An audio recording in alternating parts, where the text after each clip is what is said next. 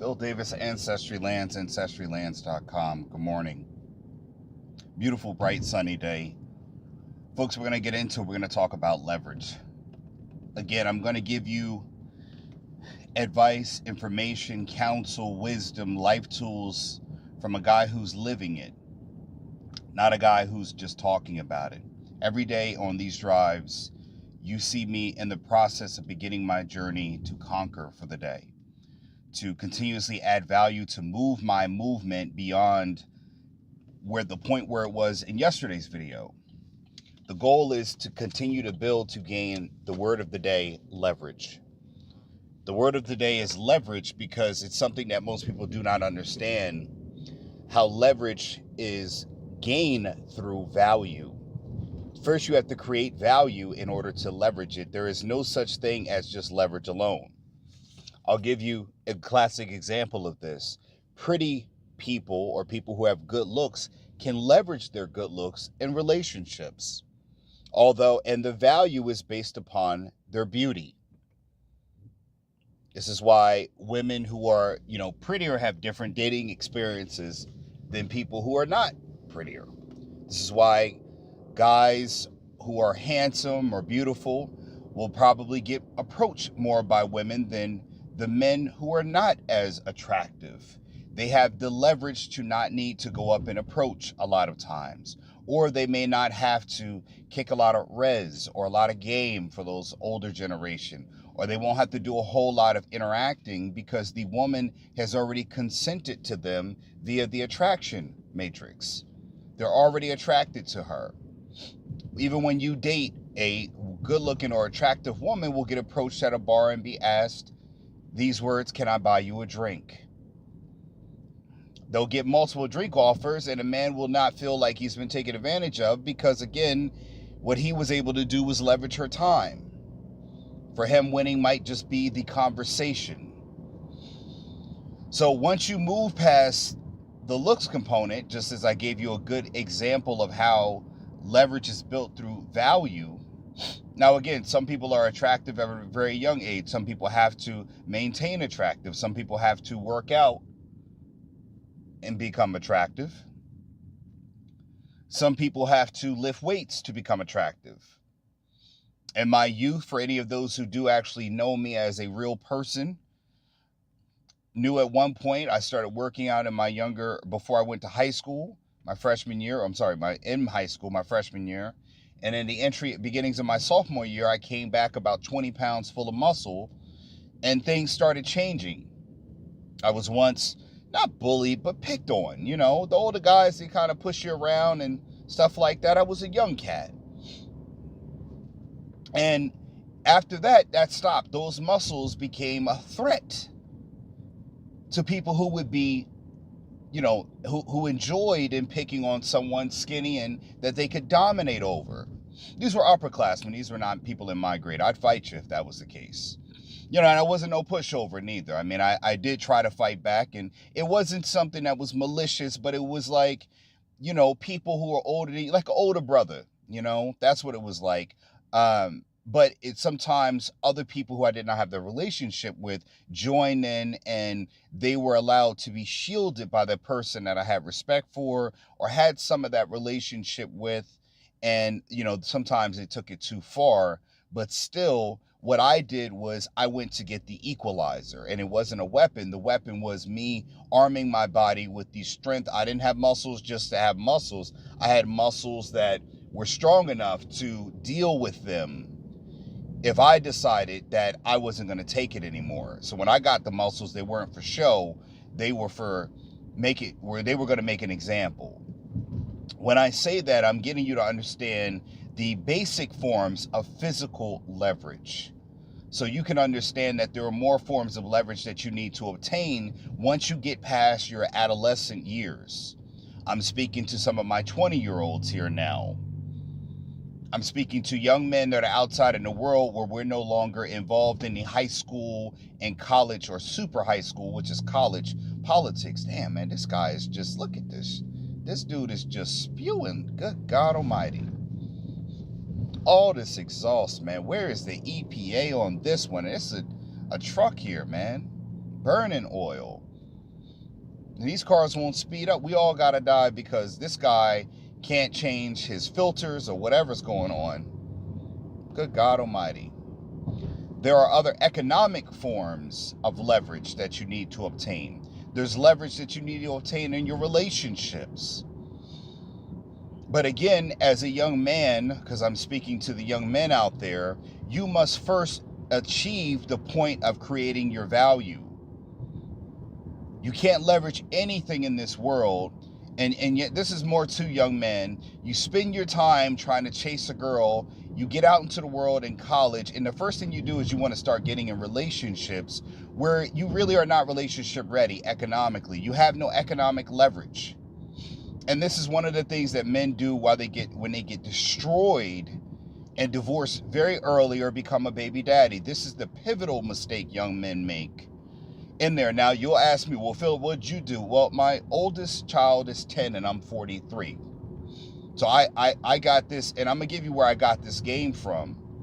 I was a nurse working in hospitals and nursing homes in the New York City area in one of the boroughs of New York City, as I've mentioned in videos before. And I was at a long-term care facility where I had a doctor. I don't remember the doctor's name. He was an Italian doctor, nice gentleman, cool looking dude, man. One thing I remember about him, I admired his watch. Nice watch. He took a liking to me, not in that kind of way, but a like enough to give me game that always forever changed my life. And he said, Philip, he says, do me a favor, man. He said, if you're smart, you'll wait till you get married. Now, that time, I was about 20 pounds, maybe 30 pounds lighter. I was younger, so the looks were still there. I had hair, nice long curly hair, Rico Suave. Muscles were, all it was is my body fat was less than it is now. I still have a muscular build, a very muscular build, but it was something that was, I could walk around anywhere with my shirt off and flex. And he noticed that, and he said, don't get caught up getting married too young before you're ready. He said, wait until you're at least in your 30s, at least in your 30s. And I asked him why.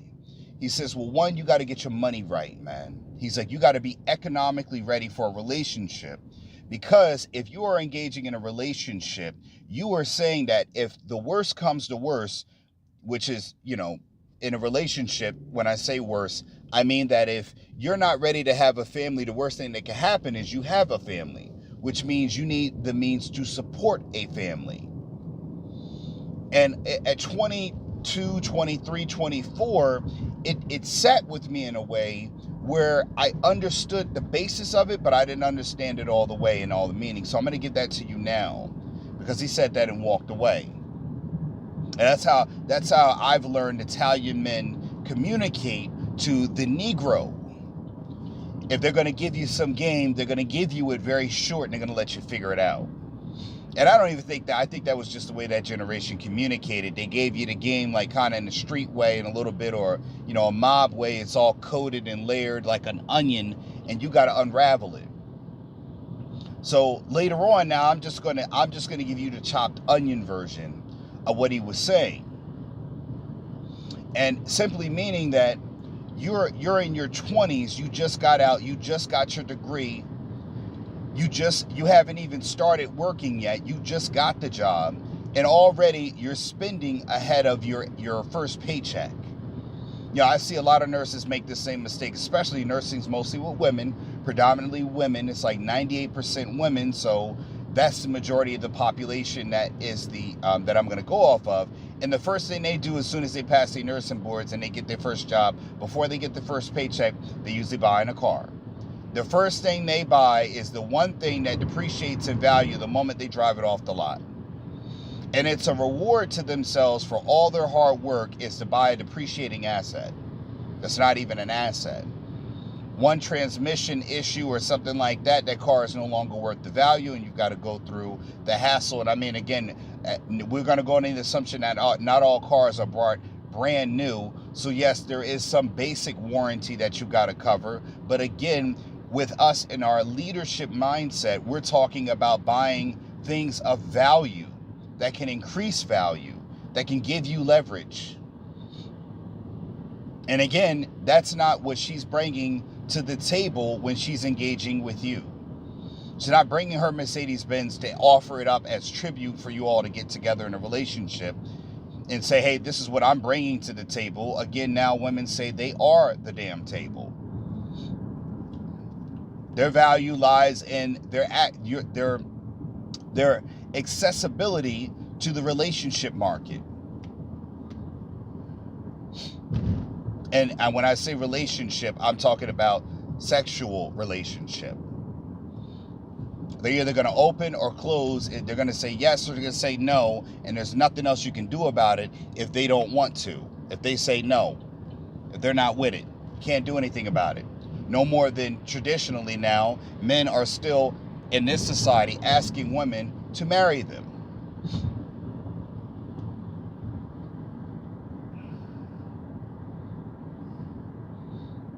So again, you're spending ahead of your paycheck. And I don't understand why Mercedes-Benz is your award. How about a dependable vehicle is your reward? Or you get yourself something that you can invest in, a serious investment, to help really build instead of putting money into a hole, right?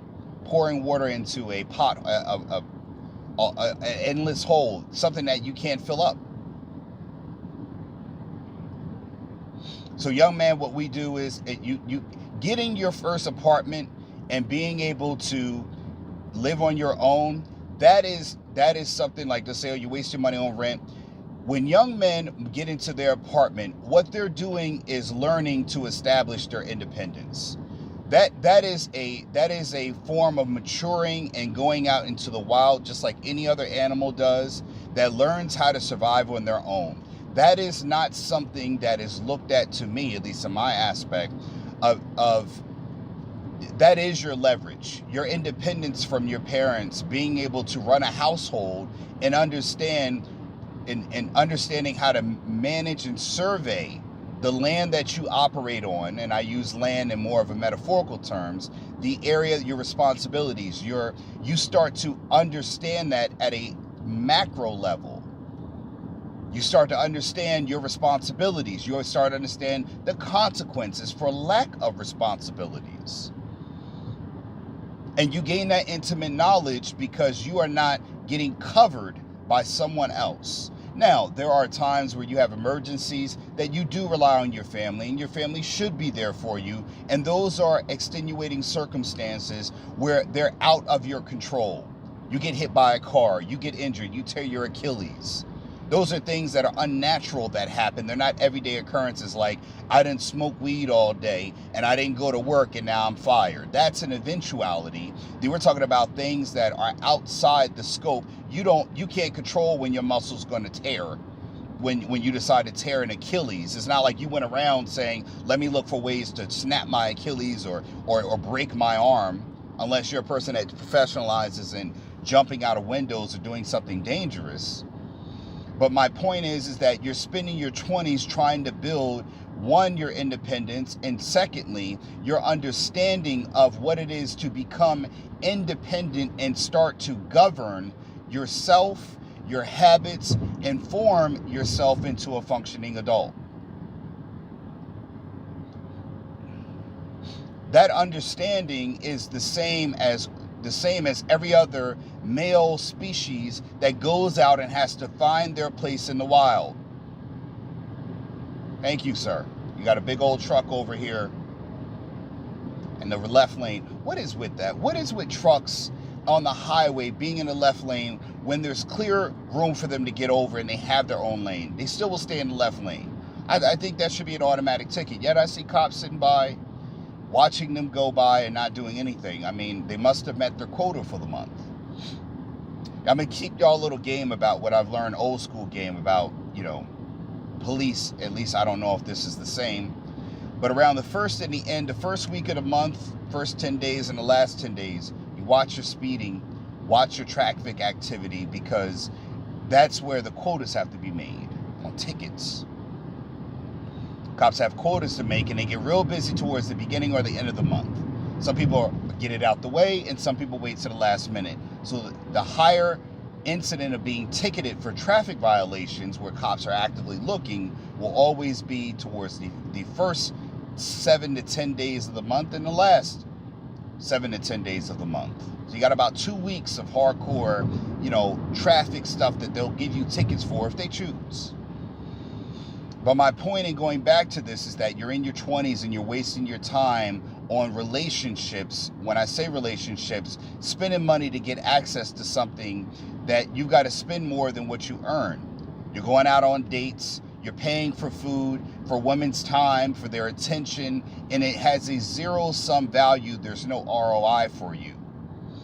When young men say they're at a disadvantage, it's because you're trying to gain the advantage of a sexual marketplace when you're not trying to gain the advantage in the economic marketplace. And it takes some years of discipline, because the men that what you're complaining about, where young men are disadvantaged in the sexual marketplace, is because the men that have access, like I talked about, leverage in the sexual marketplace, are the people you're basing your disadvantagement from.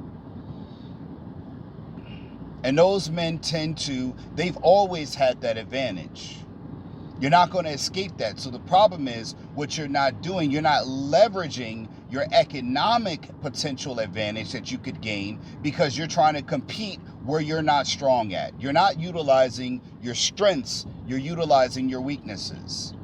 For the guy that's got a chiseled abs and he can get most girls in the bar, or when he walks into a bar, women stop, stare, and look, or when he walks by, women are staring or checking for him, whatever terminology y'all want to use, and you notice if you do the same thing, they're not checking for you. You need a different form of leverage. You cannot compete at the same thing. I'll give you a great example of this. If you know you're not fast, why would you get in a race with Usain Bolt, right?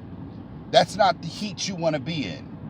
Now, if everybody on your track team is in wheelchairs and you're the only person that can stand, then yes, you are in the right race if you're looking to be dominant, right?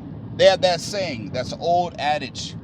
In the land of the blind, the one-eyed man is king, because he can see, because he has leverage. People got to follow because he can tell them what they're either going to trip on, fall over, whatever else. He can see the danger, they can't, so he has leverage. You're not building your economic leverage because you're trying to compete with people who have physical leverage in the world. They can bend the world to their physical needs, whether it be tall, muscular, good looking, chiseled jaw, blue eyes, blonde hair, green eyes, cornrows, dreads, whatever. You don't have that. So what do? You need to leverage other things. When I lost my hair and I went down, I didn't have no more curly hair, I had to make sure my body was right. You can't be fat and bald. It don't work. So you keep your body right.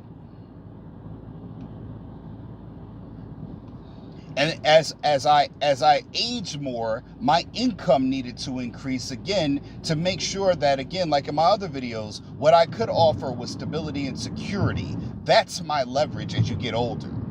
Because again, you're not looking at this from decades view, young men. You're not looking at it from what you do in your 20s to your 30s and transition into 30s into 40s, and then 40s into 50s and 50s into 60s.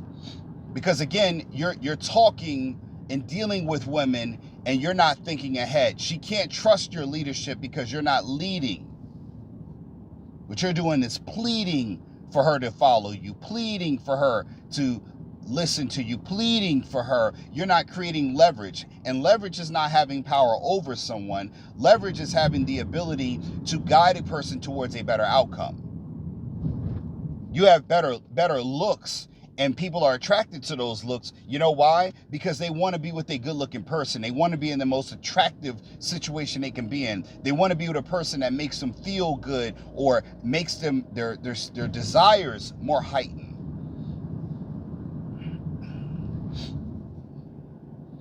So again, sometimes men are able to get away with that because they offer other forms of leverage to combat what a person looks at as physical desires and attractiveness.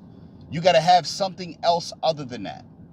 Because eventually, like I said, even good-looking women get tired of players. I didn't say they weren't going to be still attracted to them, but they will get tired of them, and they will seek other men who have other forms of leverage. The only thing is you're young, and one of the defaults or sad parts about being young that men are not looking at is that you're not looking at patience and time. You're not trying to win the long game. You're trying to look good, and you're trying to peacock yourself into getting the advantages of the already peacocks, the people who are already good looking, attractive. Can't do it. You have to be patient and wait. You can't waste time. Does that mean you can't date? Does that mean you can't talk to women? No, it doesn't. But it means that your primary focus needs to be set on creating an economic value from 22, when most people get out of college, all the way up to 30. You need to be increasing your value, your economic value, to get into the point where you could offer a woman security and stability. When you go into that range, you now can go down again in age and look at women who are looking for men who are looking for stability. You will still, in my 30s, in my 30s, my wife now, the woman I'm currently been with for about 12 years, she was just 25. And before her, the girl was the same age, not 25, but she was younger. You will still get younger women. You're just impatient because, again, you're still a boy trying to get boyish things. You have to kill the boy in you, or you have to put the boy in the house and leave him behind so the man can go out into the world. That's why the males kick that's why male lions kick the young lions out, because they got to understand the dangers that the male is protecting them from. They have to become battle tested and battle hardened. If they don't do that, they're always going to become the victim to another male that is battle tested and battle hardened. Does that mean that the male lion can't aid them and support them? No, but that's just not what they do. That's lions for you. Kings form alliances. No king has a kingdom unto himself because they're isolated. That's a target. That's a man who has no network, no political connections. He's got no allies, no alliances, no people he can call on when he's weak or he's being attacked. He's got no one that could cover his right when he's focused on his left. That's why you have to build alliances, and you got to do a damn better job to keep and maintain them. The men don't focus in on that. In your 20s, what you're doing is building your economic leverage, not you're leading with your wallet, but you got to get to the point where things that people find expensive are just, they're normal things to you. I remember that in Street Fighter, there's a little clip going around in the old Street Fighter with, what's his name, Raul Julia? Where he's Bison, and he's talking to this lady, Asian lady, who's played by an actress playing the character Chung-Li, and he says to her, the greatest day of your life was when Bison came to your village and destroyed everything. But for me, that's Bison talking to her, it was just Tuesday. You got to get to that point in your life. Like, when Eric Kennedy and we go out to go eat on Sundays, we order what we want. We order it so much that the girl gets her order wrong she gets flustered in what we're ordering. Because it's a large order. I order for my wife, I order for my kids, I bring home desserts. Everyone eats. And when I say that is that it's no big deal. To the girl at the front, she's like, man, what's going on? It's no big deal. And the smiles you will get, the attention you will get, the little innuendos you will see, but again, it's not a big deal. We're not tripping over no $120 meal for an associate of mine and my family. No one's tripping over that. And we do that monthly. It's not a big deal. When you get your coffee imported from Hawaii, bought from Hawaii, you get a particular type because you like the taste. You got to get to the point where things like that are expected necessities, not luxuries.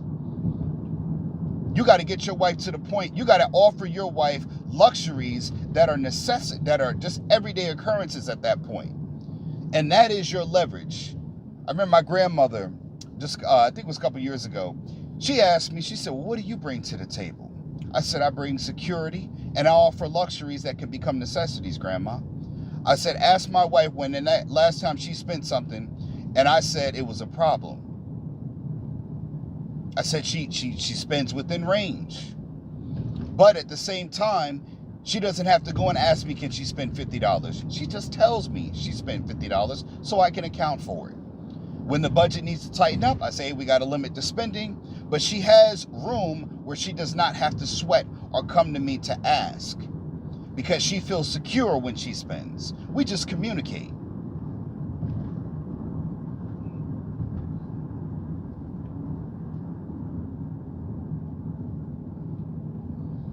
So that's part one of what men need to do.